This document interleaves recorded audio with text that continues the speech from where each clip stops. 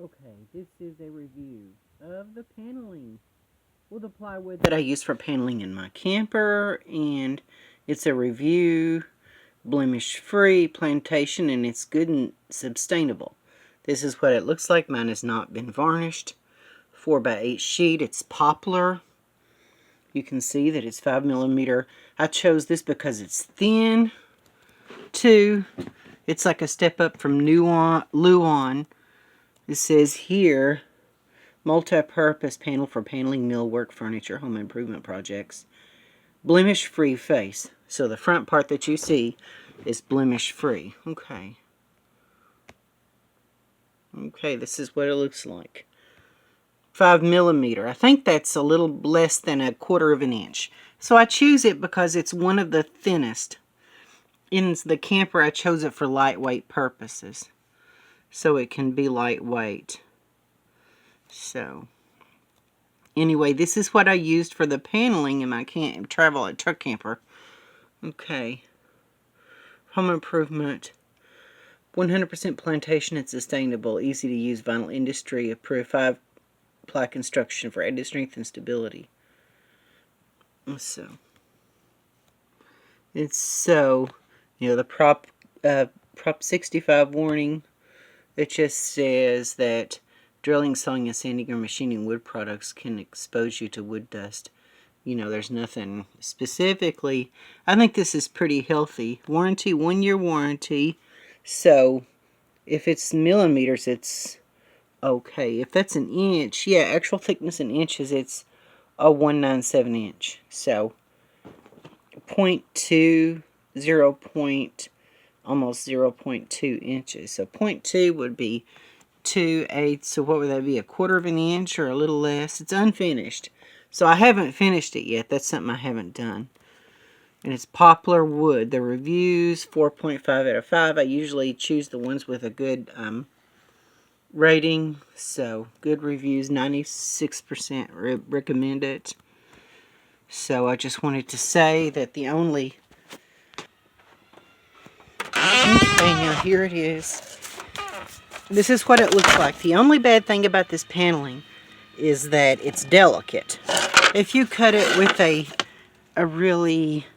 You have to choose an ultra-fine jigsaw blade or ultra-fine saw blade to cut this. If you cut it with a circular saw or anything, it can really chew it up and tear it up pretty bad. It can tear it up pretty bad if you use a high-speed saw blade. I choose, you see this around the edges, how it splinters off, the edges splinter off. I had a problem with that, with this splintering off.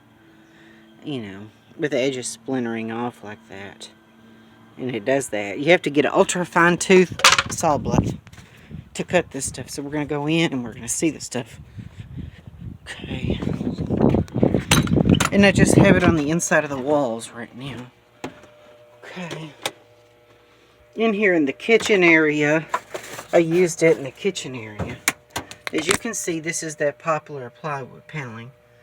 This is it. It's a Poplar. This is the old paneling. This is the new Poplar paneling. Okay. Here's more of it there. You can see how it went on, and I used trim pieces, Made a few mistakes, and so I had to. You sand it too much and sand through it too much, and the red comes off, and the red Poplar comes off. You sand into the Poplar and sand the red off of it. So be careful of that. And into here, yeah. And it looks good, it's nice. I just have a few mistakes that I've made and stuff like that. But basically, it's good paneling, but it's a step up from Luan. So the only bad thing about it is it's a little delicate. And if it's exposed to water, this, when I put the new paneling up, it was still leaking. So it starts to buckle. The back side of it, I might have to replace that front piece because it can't stand water very well because it starts to separate, It starts to separate from itself, and it has the buckling and separating. So that's the negative side, is the buckling. If you could have something paneling that's solid wood, like maybe tongue and groove or wainscot paneling, maybe would be better. But it looks good, keep it dry, looks good. So this is how it looks. The Poplar RevolutionPly, $14 a sheet. So if you're doing, and that's what I would like to put underneath it here. But if I'm going to do this camper up outright, I want to use real exotic heart real wood, like maybe mahogany paneling or something up in here, dark mahogany. So, and also, so anyways. Yeah, if you're doing a van build, truck, camper, van, RV rebuild, and you need new paneling that you want it to be solid paneling, then this stuff might be the stuff for you. So this is, you just realize that it's delicate. You know, it's not really rugged. It's kind of a delicate, delicate type paneling. So you have to be careful with it and use a fine-tooth saw blade to cut into it. So you see where it chews off around the edges a little. See, if you use, that's my problem. I use you can scar it easily. And this is what the back looks like. It's a light color.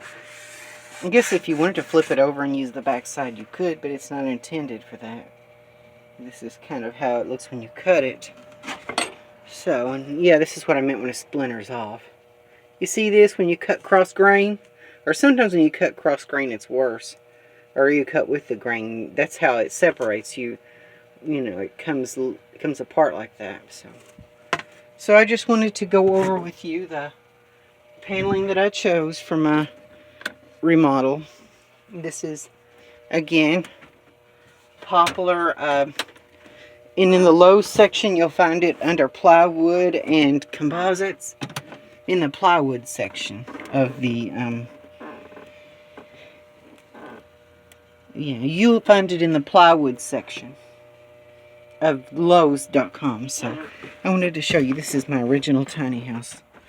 1998 is when I built it. And I put siding on it. I made it back into a shed.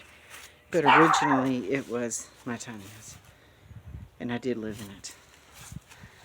So it's held up well and it doesn't leak a drop. So, and stuff like that. So eventually, if I want to do a lightweight version, make this into a tiny house, kind of put wood siding on it, make it into like a tiny house, and can do a good job on it. Because RVs, they have to be sealed and stuff. They have to be sealed. The roof has to be sealed. Everything has to be sealed so it won't leak. The tops of all these have to be sealed so they won't leak. But the tiny houses and the house trucks of New Zealand, the house trucks that were built, you know, they really don't, they turn water and they really hold up a whole lot better than a truck camper or an RV does. That's the only thing that even the manufacturer said, that RVs were only intended to last 20 years.